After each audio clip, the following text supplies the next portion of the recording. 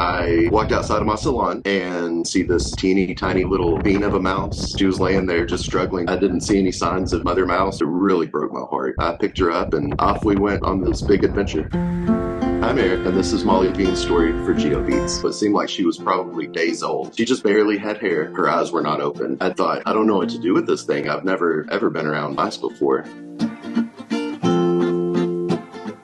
I searched on what they could eat and how to feed and how often to feed. I had to get up at night every 2 to 3 hours. She would always take a nap, either under my beard or I would just hold her in my hands and rub on her, and she would fall asleep like that.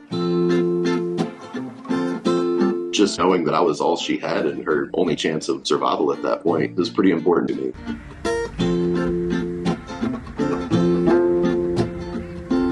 Every time I woke up, I worried about her and wondered if she was going to be okay. Come on. And sure enough, she's still crawling around.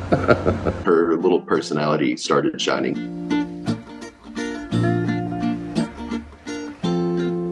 It seemed like she was gaining so much strength then.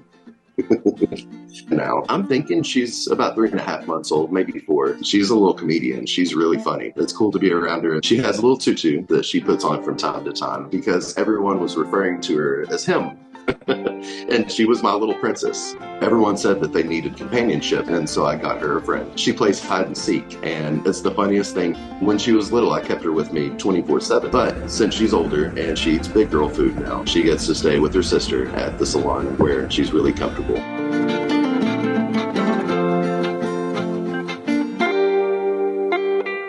Pretty much all of my clients are very open to her, and she loves to be around them and just loves to play. For a wild mouse, I was really surprised about that.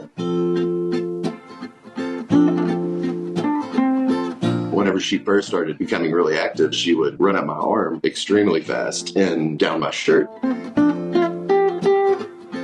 I'll take her on walks, and initially I worried that she was gonna escape me and take off and I would never be able to find her. It turns out I'm what she wants. She doesn't ever want away from me.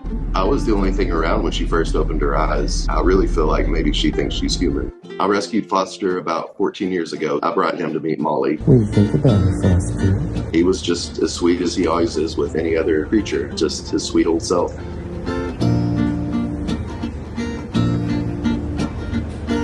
I think she's kind of in her teenage years now. They party pretty hard at nighttime. I'll get to where they stay, and their room is just a wreck. Mice and rats, they have feelings and emotions, and they go through their life one way or the other, either worrying about when their next meal is going to be or digging around and playing on everything that you get them to play on. Molly has taught me that if a little mouse is worthy of something so special, then we as humans absolutely are. I think we miss a lot of that in our world today and need to get back to that love, you know, love for everybody and everything.